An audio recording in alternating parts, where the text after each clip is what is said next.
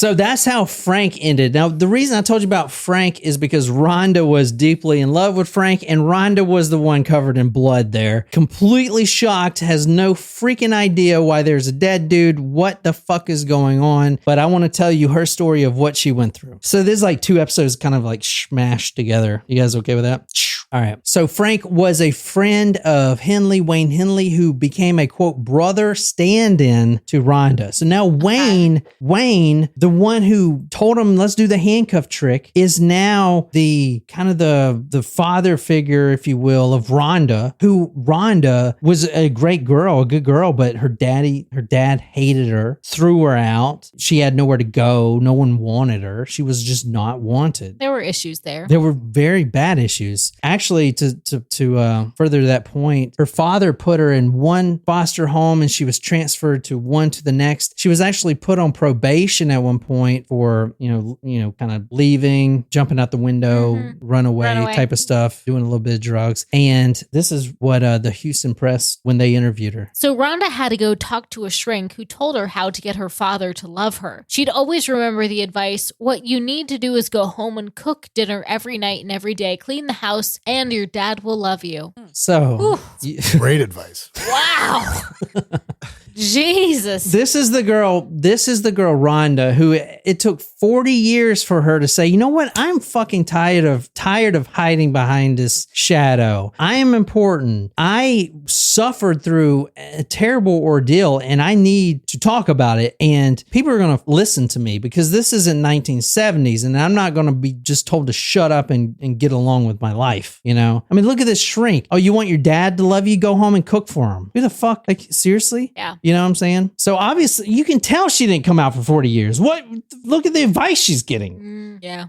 I mean, no one even interviewed her for 40 years. No one gives a shit about her. Shocking to me. I mean, she was there the night. She was the only surviving female of Dean Corll. The other guy who we're going to talk about is the only surviving male. All right. So a little bit about her and Wayne. After Frank is killed and murdered, her fiance, the love of her life, Wayne becomes kind of her confidant, and not sexual relationship, but just like a mentor, which is really fucked up because he's the one that ultimately killed Frank, So is the guy a good guy or bad guy? I don't know. Right. You tell me. This night, Dean pulls up in his van and he looks pretty pissed. He looks pissed because Wayne had just ridden his bike with Rhonda. They had just got back from the hospital together, or the shrink. They just got back from the shrink together. Dean pulls up and spots them two, and he's looking pissed. He's looking pissed because he does not like females at all. Women ruin everything. I get it, bro. Women are I know, but they smell dude. Great. I know, but dude, you know how, dude, we would probably have colonized so many other planets by now and being so productive if women wasn't a thing. But you know what? It's physically impossible for y'all. No, not anymore. It's 2023, man. No, I think it actually goes, women don't need men. No, we can. That's how that works. Literally clone fucking goats and shit. And we've done that like in the 90s. Yeah, it's really women that don't need men. See, I read somewhere You do need men, though. that we have the same, like, how starfish can and salamanders can like regenerate. We have the same DNA sequence, but like it's not turned on for us or something. That I read that recently. Interesting. Got to find the turn on button. The van pulls up. Dean looks pissed. He's like, whatever, get in. She gets in. She notices a few things. There's hooks everywhere, nylon straps, cork boards mounted to the side of the van. That's soundproofing. There was a large box right there in the van. That's what she was sitting on. And Rhonda would spend the rest of her adult life thinking about the brief ride for 2 reasons. And this is from the Houston Post. One was, would Wayne have said something if Dean hadn't come along? And the other was there a body in that box? That box was the exact same box where the detective pulled the human hair out. So they arrived around 3 a.m. It's really late, but the 911 call came in after 8. Dean Corll made this huge stink about Rhonda being there. You weren't supposed to bring any girl now here, he is having such a tantrum. Quote, God damn you, you ruined everything. Wayne Henley's like, she has no place to go. She's fine. She's not going to ruin anything. Just please calm down. He's screaming the whole night. He goes off into his own bedroom and he shuts the door and locks him there. So now you have the three people that are there. You have Rhonda, Wayne Henley, and the other guy, Tim Carey, which, I'm not going to really get into him a lot. He is a survivor, yeah. So they start the party. It's 3 a.m. They're drinking moonshine. They're huffing acrylic paint. They spend about 2 hours huffing paint and they would pass out on the floor. And I guess that's what you did. Wayne Henley wakes up a few hours later and notices that both his ankles are latched together. They're tied together, chained together. His wrists are tied together too, and he is completely handcuffed and he can't move. He's like, what the fuck? Dean walks in there and gives him a kick and says, man, you blew it bringing that girl, and now I'm gonna fix you up. I'm gonna kill you all, but first I'm gonna have my fun. So, all right. When he finally comes to, Wayne, he's handcuffed, he's shackled, he looks over, he sees this guy, Tim. He is butt naked on that torture device, this one right here. He is face down, butt naked, spread eagle. Nylon ropes are around his thighs, and he is butt naked. He is trying to scream, but he can't because the gag's in his mouth. And this is what Wayne sees when he wakes up. But then he notices that he's tied up. Dean comes in there and says, you really ruined this shit. There was supposed to be no women here. I mean, he's just having a tantrum, right? All right. Tina asked for clarification. Was this after they killed Frank? Yeah. This is 6 months after, yeah. 6 months after. Wow. Yeah. I know I'm starting. Still hanging out after 6 months. Like, Yeah. hey, what's wrong? Let's just Yeah. get high. Yeah, that's cool. Who's going to die tonight? I don't know. Well, there you go. So, Fuck. Well, I kind of feel like now my first impression was he was an accomplice and maybe not like, yeah. oh, excuse me. It's 17 months after. I didn't mean 6. Yeah, this was 17 months after. Yeah. Dang. So a lot of deaths. But it's like it's almost like he didn't care about what happened until he was put in that situation, and so now. So it's he him. knew. Good point. He knew for 17 months that At least somebody died. Dean was killing. Right. Yeah, He knew, but at that point, I mean, he was getting money for it, so it was good for him. I mean, it's good for him, but at the same time, like Dean was a father figure to him. And we're going to get into Dean's background and everything like that. But this story is more on Wayne. Like, I want you to decide if Wayne is. Yeah, I just made the decision. Yeah, he's responsible. I would say. I mean, like it sounds like. But also like Stockholm syndrome and shit, Yeah. I don't know. Yeah, but again, like he had plenty of opportunities to do something about it sooner, and it sounds like maybe he didn't until he was put in the situation where he was in prison. Right. And now it's like, oh, this is wrong. Yeah. What were you doing? Oh, big mistake. Yeah. All right, so let me ask you this. So you know Wayne Henley. I don't know him. Never met him. He's the one that we're kind of talking about on this story. So he's guilty or whatever. Now, he was young at the time. He's a teenager. Should he, what's his sentence? I mean, he knew about this. And now he didn't actually ever help kill. He just helped bury, and he knew about it. He was obviously getting money. He was a trafficker. He was bringing boys. He was the guy, him and this other guy, David Brooks, they were bringing the boys to this guy, the Candyman. Well, real quick, like thinking about from a movie perspective, or making this a movie just real quickly. In the movie I made, you get these people at a cabin and one of them beats his girlfriend. Mm-hmm. But there's a point in the movie where you're actually cheering for this guy. Yeah. Because, so now you're cheering for this guy because it's the only one that could maybe get you out of it, Yeah. Yes. as an audience member, Yes. right? Yes. But even he's a piece of shit. Yes. But it's the best piece of shit you have. That's right. You know? 100%. Right. 100%. So the whole time this is going to happen, what we're going to talk about the whole thing. Rhonda is passing in and out. And from what I've seen, it's not because of the paint huffing or whatever. It's because she's been going through, before this, she's been to this foster home, to the next. She always gets kicked out. But here's the thing that they never really talk about. The foster fathers are the ones that, come into her room at night. You know what I'm saying? But it is a 70s, so that's her fault. That's her fault. I feel really Hold terrible on, rage for her. uploading. 1 second. I feel really terrible for That's her. fucking terrible. The fact that no one cared about her for 40 years, but I feel bad for her. But Also, fostering a human is a lot different than fostering an animal. So like if you're not a decent human, you shouldn't be fostering an animal or another human. Yeah. That's just my PSA. I'm going to kill you all, but first I'm going to have my fun. Everyone wakes up. And this is like a horror movie. Everyone wakes up and they're all shackled. They're all fucking handcuffed. Like literally, like did this guy drug them? Maybe. I mean, they were drinking moonshine, like straight from the jug. Maybe there was a drug in there. They would just, huffing paint. And I guess you pass out when you huff paint. Maybe we can try it later. But I actually did buy moonshine today. Did you? It's not the real shit though. From Houston? Not from Houston. We got the real shit if you want it. Yeah, we actually do have the real shit. I have some apple pie moonshine at my place. I got 2 different kinds. That's not real shit though. No, but it had the fruit in it, and I was like, if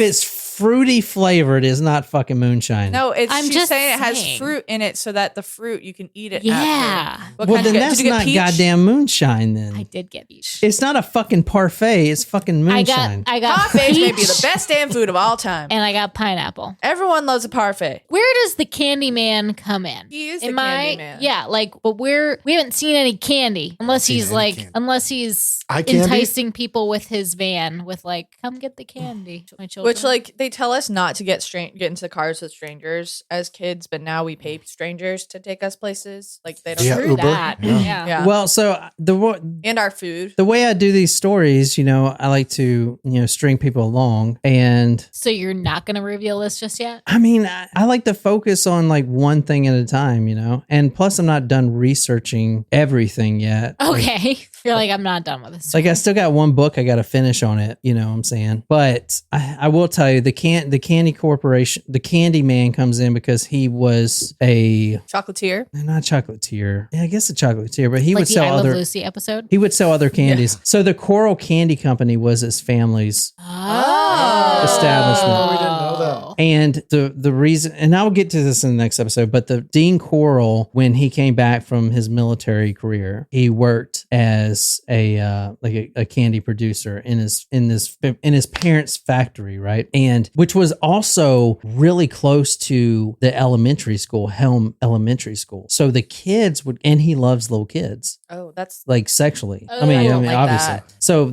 which was crazy, right? Anyway, the way you said it, they're like he loves kids. Well, here you go. Oh, yeah. Well, here you go. Do you know? Obviously, you guys know the if you see a van that says like free candy on it, it's a joke. Yeah. Like, where do you think that comes from? It comes from this. Oh, does it really? This story is where that comes from. Do you realize that in your YouTube it says subscribe for free candy? Is that where you got it from?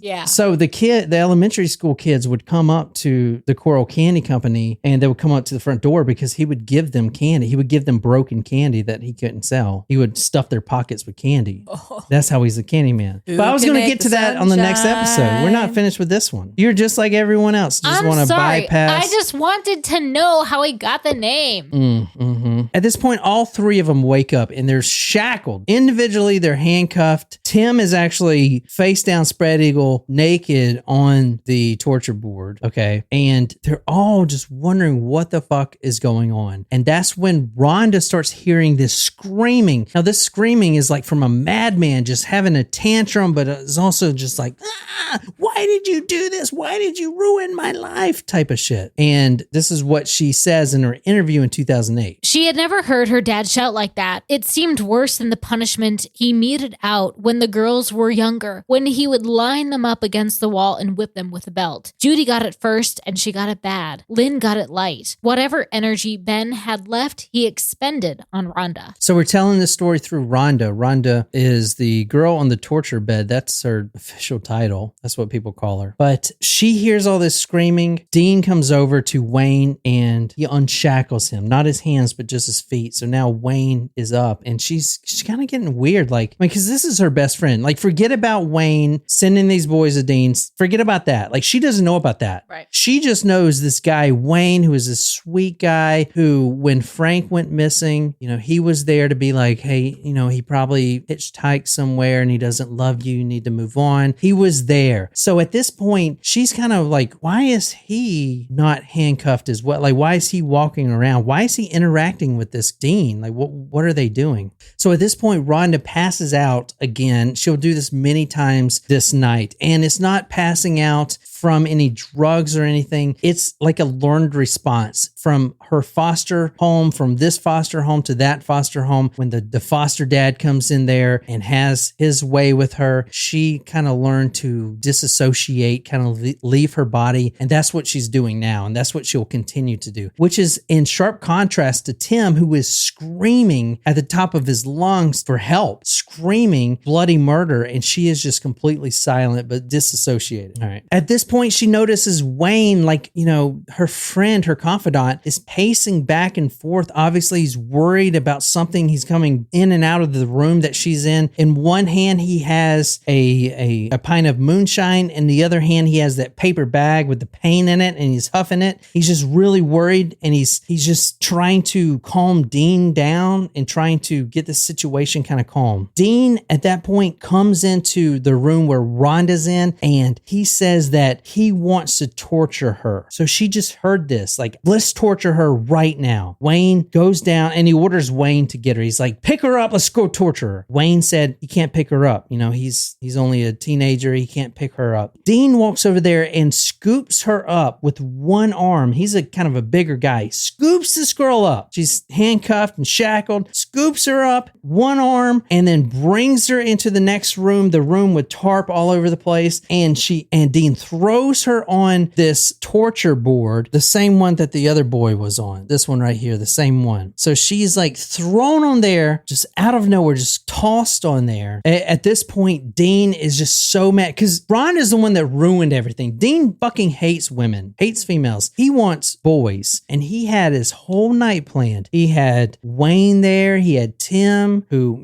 he was going to have his way with Tim. Tim was the target, right? Tim was a $200. Let's ship him to California, Rabbit Ears quote or whatever. Let's ship him to California, and Dean's going to rape him and murder him. Tim was the guy. But why the fuck is Rhonda here? Rhonda was screwing everything up, and he was so mad about it. He was throwing a tantrum. He goes over there and he just kicks Rhonda in the stomach as hard as he can. Rhonda felt the air escape from her lungs and wanted to scream in agony, but her mouth was gagged so tightly that she could barely move her lips. He then returns and he crouches beside Tim. Now, Tim is spread eagle on this board, and he puts his hand between Tim's legs and pushes him on his stomach. And Tim starts to resist. Dean punches him right in the back of the head, right in the back of the neck, punches him multiple times. He straddles him and says what's about to happen. And he says the following. Here's what's going to happen now, boys and girls. Wayne is going to have sex with you, Rhonda, while I'm going to enjoy young Timothy over there. Then we are going to murder the both of you. So he says that to them. They're both in the same room now. Like, he just threw Rhonda down on top of Tim, kicked her. She kind of rolls over. She's still handcuffed. He is now completely naked. You saw his naked body. He is completely naked, erect, ready to fuck, and he straddles Tim and says, this is what's going to happen. Wayne is going to have his way with Rhonda, and I'm going to take care of Tim here, and then we're going to murder you. So imagine you hearing that. You're handcuffed, you're shackled, can't move, and someone says, I'm going to murder you after this. Like, jeez. Holy shit. Imagine that. That's fucking terrible, right? Yeah. So at this point, Wayne actually crouches, because Wayne is supposed to rape Rhonda. That was his instructions. But he is kind of like a father figure to her, like a best friend confidant. He couldn't do it. He crouches beside her and says, don't worry, I'm going to get you out of here. And then she's like, when? Like, what the, when? Do something. He says later, quote, I would like to think that it was because she trusted me. Wayne will say years later, the belief that she trusted me is what gave me the push I needed to do something. So we know that Dean Corll is dead. So we know that something happened. We know that Wayne called 911, said he killed somebody and that it was Dean. So we know that he had the courage somewhere. All right. At this point, Rhonda passes out. Now, this is like the fourth time she's passed out, but she does it as her mind does it as a safety mechanism to just get her out. It's kind of like when I hear a lot of people, like I've heard this before, if you jump off a building or something, a lot of people die before they hit the ground. I have heard that. Like they die from the shock before they even die from hitting the ground. How do you prove that? Yeah, it's a good question. Yeah, it's a really good question. I'm dead. There was a story that I want to do though. A guy thought that, there was life after death, and they hooked him up to these machines, and he was going to kill himself and then communicate beyond the grave. And it's like, that didn't happen. Isn't that a movie?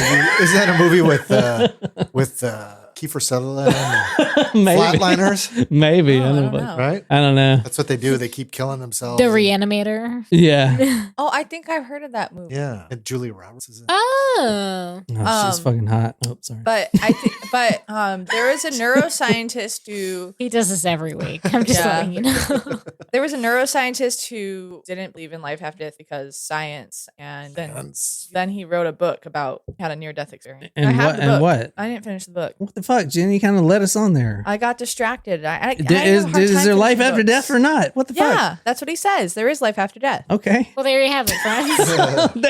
We solved all of it. And then I just read an article. I just read an article. I'm better with articles than books because they take less time. Have to you read. tried Books are audiobooks? I haven't. So this article I read the other day was about a priest who he had a near-death experience, but he actually went to hell, and he said that people were like chained up like dogs and walking on all fours, and that Rihanna's Umbrella was playing on repeat. That sounds like hell. Yeah. That sounds like an accurate description. Yeah, I don't know. Maybe yeah. he's onto something. He probably gets down there and notices there's no little boys down there. He's like, fuck, this is fucking hell. How am I supposed to ejaculate here? You know, 'cause Okay. All right. Can we get back to the story I understand your There- point. There's been some scandals thank with you. priests. We got Yes, it. we understand. Thank you. Yes. If you haven't heard, Go ahead, rub it in, salt in the in wound. Boston, there was a priest. Make fun of the Catholic Bostonian and their faith. Or It's two fine. or We three got or it. four. Yeah, it's fine. I mean, this guy is the one that you guys want to spend in jail. I mean, this is a teenager. You know, he's paid a measly $200 to deliver these boys. He thinks they're going to California. He doesn't know that they're not, you know. But he does. A little bit about Wayne, just really quick. He grew up in a terrible home, just like all the other ones in this story. He had acute asthma attacks. His grandfather was the only one that really cared about him. And he would later say, quote, they had a little dinner tray they put on the edge of the bed to hold cups. I like being there. I owe my life to them, end quote. His father was drunk. His father was drunk all the time. And when his grandfather finally passed away, when he was only 7, his life kind of went downhill. He dropped out of school at 9th grade, although they did test him, IQ test, and he had 126, which is pretty high. I don't know. Mine's probably like 160 or something. But anyway, his dad was a drunken, abusive father, and that was it. And he loved his father, but only on the rare occasions that he was sober. The reason I'm telling you this is because Wayne is a father figure to Rhonda, and Rhonda's sitting there, and she's wondering why Wayne is uncuffed, and now he's like, don't worry, I'm going to get you out of this. Dean is literally torturing Tim right next to them, and he is whispering in her ear, don't worry. What the fuck? How am I supposed to not worry? Is he assaulting her while he's telling her not to worry? No, he defied the order to do that. Dean said, torture her, rape her. He didn't, because he couldn't, you know. She's like a sister to him. So they started arguing. Dean and Wayne started arguing about this, and they go into the kitchen. And at this point, Rhonda passes out again, but she notices when she wakes up a few minutes later that there's some real loud music playing. Dean actually has this radio, this boom box that he uses quite often for his torture sessions. He basically turns it up as loud as it can go to muffle the screams of the kids getting raped. They're in the kitchen, and he orders Wayne to go and torture and rape this girl. And Wayne at this point, and he's ordering him with a 22 caliber pistol. He says right in his face, you are going to do this. You are going to do this, or I'm going to kill you. So eventually he says, okay, yes, I will do this. I will do this for you. I will torture her, and I will rape her, and we'll kill her. Now she's hearing all this, right? She's hearing all this. So Wayne began begging for his life. He promised to torture and kill his 2 friends if Dean wanted him to. Quote, and this is in his Houston accent, quote, I'll do anything you want me to, Dean, anything. So Dean finally removes the handcuffs off his wrist. Dean comes in, and Rhonda, she just came to again, and she hears this loud thump. He puts down this metal toolbox. It's all rusted. It's this old toolbox. Just, you can hear the tools rattling in their pliers. letters, all kinds of shit. I'm like, what's he doing with this? I mean, it is literally 5 a.m. in the morning. What is he doing with this? A huge thud. He puts it on the ground, and in shock from what she thinks is about to happen to her, she passes out again because she knows that she's about to get tortured, and there's this rusted old metal toolbox with shit just rattling around in it. Quote, cut off her clothes, end quote. That's what he ordered her. He hands Wayne this hunting knife, and he starts ripping. Wayne goes down and starts cutting off her clothes. The one that died here is Dean. Everyone else was a survivor. Tim Curley later said in an interview with ABC, he described it as, quote, absolute madness, terror, while Corll threatened to cut off Hurley's arm. He was threatening to cut off his arm. That's what this guy's going through. He's butt naked, spread out, handcuffed to a board. I showed you the board, the exact board. It's not for tying shoes. He's like face down, handcuffed to this board. We don't know if your dad's version was for that either, but it was. It was only the size of a shoe. Yes, it was. He literally traced the shoe, and now he is handcuffed to his board, butt naked. And now he hears Corll, who is a complete madman, threatening to cut off his arm. Like, what? You cut off my fucking arm? Like, what the fuck? He tells Wayne he better be prepared to rape Rhonda. At some point, Dean had taken off his clothes, and he tells Wayne to strip Rhonda as well. Wayne puts a knife to Rhonda's belt and in a flash cuts the belt, jeans, and panties. He's about to do the same to her shirt, but she says, please no, it's her friend Sheila's shirt. Don't rip it. And then, you can't rip Sheila's shirt. Isn't that nuts? Please don't. After I'm dead, she might want it back. Yeah. She's going to want to know what happened to it. She met Frank at 13, so she's 14 right now. 14 years 17 months. Yeah. 14 years old. No, I know. I'm doing the math. 17 months. Okay. A 14-year-old is more concerned about her friend Sheila's shirt getting ripped. Well, that's a good friend. Please don't rip it. It's Sheila's shirt. Please don't rip it. Rhonda asked me, and this is what he said years later. Rhonda asked me, is this for real? And I told her, yes. And she said, are you going to do anything about it? Said Henley. That was enough, though, for Henley. Henley, he is now uncuffed. He is ordered to rape Rhonda, one of his best friends, and he has had enough. He's just been threatened with a .22 caliber gun. And keep in mind, Dean is naked right now. He is straddling this other boy, this Tim guy. So he does not have access to this gun. He put the gun on the side table, and that was a very bad mistake. Yep. I'd say. Now, think about it. I mean, this is over. Wayne Henley, like his father, is an abusive drunk, hated him, beat him. He, the whole time, was looking for a father figure. Dean is twice, his age. He's nice to him. He lets them come over there and they party and stuff, and they get along really well, and he treats them really well. To him, that's his father. So at this point, this is literally, like someone said earlier, a good versus evil type of situation at this point. This is literally his father. He doesn't really know his fucking father. His father's drunk, doesn't even live with him, whatever. But Dean's more of a father to him. He's been there every day. Okay, so, we got in this scheme where I'm selling kids to go to California, whatever, $200. Okay, I guess you're killing them, whatever. You're still the person I have. So now he's got to man up in this battle of good versus evil, where he's got to say, okay, this is enough. And Dean obviously had not thought that he would go and do this, that he would rebel, because he let him, handcuff free. And he is straddling Tim right now, prepared to insert himself in him. Has no idea where the gun is. He trusted Wayne that much. Not trusted him, but just knew that his son wouldn't do that. Tim started screaming. Rhonda passes out again. She's begging, are you going to do anything about it? End quote. And then something switched in Wayne, high school dropout, 9th grade dropout, nothing's huffing fucking paint, smoking, drinking, stealing. They were thieving. He's had police fucking after him. All of a sudden he said, fuck it.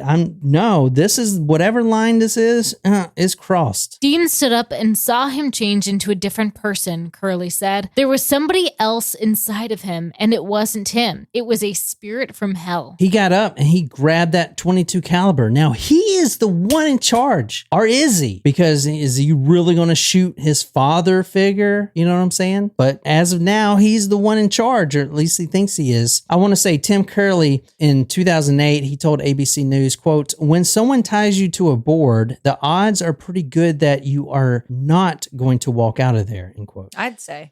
Tim is screaming. Wayne gets up and he grabs the gun. He doesn't know what he's going to do with it. All he knows to do is point at fucking Dean. That's all he knows. Point at fucking Dean. He's never even fired a fucking firearm before. Point at Dean. He didn't have Call of Duty. He doesn't do headshots and shit like that. You know what I'm saying? He just points it at him. And the one thing you do not do if you want to kill someone is look them in the eyes. You never do that. You never look them in the eyes. So he was doing that. He was looking in his eyes, because Dean got up. Obviously, he's butt naked on top of this man, and he gets up fully erect, naked, and he's like, what? What are you gonna fucking do? You gonna fucking shoot me? You gonna fucking do this? You're too much of a pussy. You're not gonna fucking shoot. I mean, like, can you imagine that dude? You saw a photo of him dead. That's what he was like. At this point, Rhonda passes out again. She disassociates, leaves her body. She would later say that she was naked and ashamed, which, is a natural human reaction if you're naked, and literally Adam and Eve shit, right? Like, if, it's crazy because, like, when people die like that, like commit suicide, like they want to be in the best clothes possible. They don't want to be ashamed, even though it's not going to fucking matter. They're dead, She was naked and ashamed. But, whatever. For her, that's nothing new. Several of her foster fathers saw her like that and took advantage of it. He jumps up. Do it, Wayne. Kill me. Now he's sitting there butt naked, erection. Do it. You won't fucking do it. Sorry, I'm getting a really... This is like weird, but okay. I didn't fucking eat today. I'm drunk. Okay, so I don't want to hear wasted. it. Okay, right. I am fucking wasted right now. So Wayne is holding this small caliber 22. That's nothing, man. A 22 caliber is fucking nothing. If he didn't have that one forehead shot, I don't know. Anyway, he is shaking. He's looking in Dean's eyes, his father figure of all those years. He's like, you're not going to fucking do it. You're too much of a pussy. Remember, Dean is this military guy, right? Big old guy. Wayne stalling. And all of a sudden, Dean rushes forward, naked, erect, and just running right at him. That sounds terrifying. Like to see that, like, I don't know. Yeah. No, yeah. Erect part? All of it. Yeah, kinda. Pretty much. I mean, from the book, The Man with Candy, quote, kill me, Wayne. He said, kill me. The boy backed away, but the powerfully built man charged after him. When they were only a few feet apart, Corll said, you won't do it. Henley pulled the trigger and pulled it again and again and again. Dean rushes forward, like I just said. Wayne closes his eyes and just pow, pow, pow, pow, pow. Empty the fucking, and it says there's times where you're still pulling the fucking trigger even though nothing's coming out. He probably pulled that trigger 20 times. Nothing's coming out. Every fucking round went into him. That's how close he was, though. I mean, this guy he never shot anything before. He wasn't aiming. He was just that fucking close. That close to being fucking killed. That's pretty fucking impressive. Yeah. I had Dean in a corner, and he told me, you won't kill me. I shot him coolly until I ran out of bullets. I shot him once in the forehead. My hand went down, and I shot him twice in the shoulder. I stepped aside. He ran through the door, and I shot him once in the back of the shoulder, twice in the small of the back to make sure he stayed shot. Now, listen to this. I shot him once in the forehead. First shot, boom, that's the killer. Shot him once in the forehead. He ran through, he's running full fucking speed, running at Wayne, full fucking speed, running at him. Shoots him in the fucking forehead. Dean still is running because the fucking adrenaline, right? Still running, shot in the forehead, and he just steps aside and lets him just go right there, fall right on the floor. Boom. Isn't that fucking nuts? Mm-hmm. Fucking crazy, right? Cute dead guy. I mean, yeah. just right in the dude, right in the forehead. Today's sponsor. Like,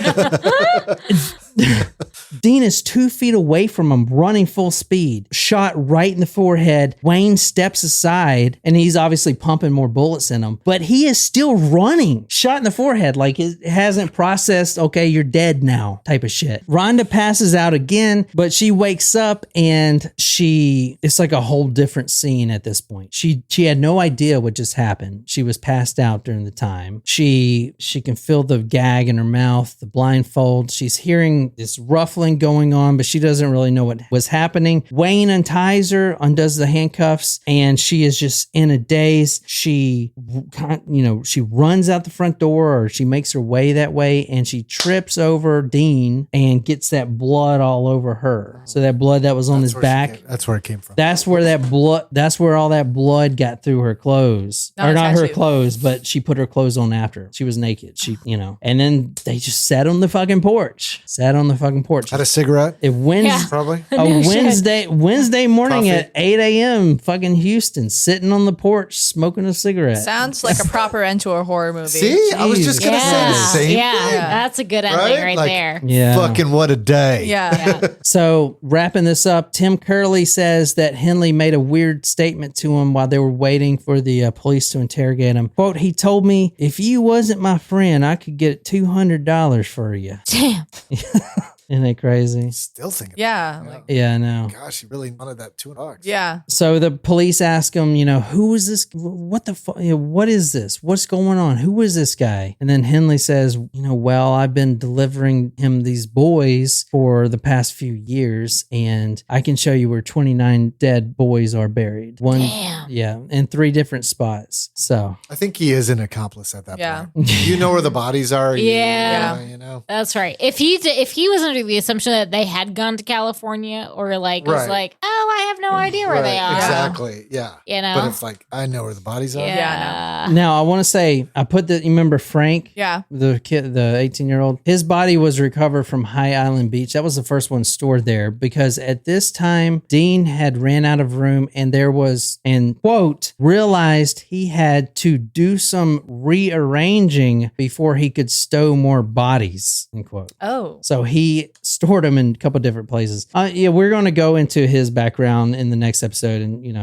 next week and talk about that. I want to show you this photo, though. This is pretty impressive, and this is pretty great. So the total is 29, but this is the photo that hit the front page of the news right here. You can see it in front of his house, the paper that says he helped kill 25 to 30 total in front of his house. Wow. They put that there. Isn't that fucking cool? That is, yeah. Isn't that fucking awesome? Like right in front of the house. Now that is how to sell a home. But it's kind of interesting that the paper people didn't realize that's where it was, because there's other days of papers. I think they did that on purpose. I don't know. I don't know, man. I mean, come on. You don't think they did that on purpose? Well done. Yeah. We can go over Wayne Henley another day, but I want you to read this one last quote from him, and then we'll wrap it up. My only regret is that Dean isn't here now, so I could tell him what a good job I did killing him. Oh. So that's the story. Oh, mic drop. Yeah. Damn. We will go over Dean Corll in the next episode, the whole thing. But and now you really kind of know, you're primed to really know his background. Yeah. Oh yeah. You know what he's capable of. Yeah. You saw him drag this boy by his fucking back pocket into the house. I mean, he's a monster. Yeah. Anyway, I hope you guys like that. I know it's kind of weird how I did it. I hope it turned out right. I know I started at the end, but yeah, that was a request from Austin. Shane, Yeah. what up, dude? And we'll cover. I'm not going to be like Charlie Manson. Dude, I am not going to be like that anymore. So if you don't know, John has not completed part 2 of Charlie Manson. So I was asked to do Charlie Manson. So I did like the Sharon Tate murder, and then that's it. Okay. I didn't even mention Manson. Yeah. Still to come. So like my part ones, like usually it's like a podcast is part 1 and then part 2. It's like part 1 and then like 30 episodes go by and then a random part 2. Yeah. It's like, what the fuck? Gotcha. Anyway, I'm not going to be like that anymore. I will do this next week, I promise. But that's the story. That's it. That's what happened. So, but anyway, I hope you guys enjoy that. And until next time, good night, you lovely, lovely people.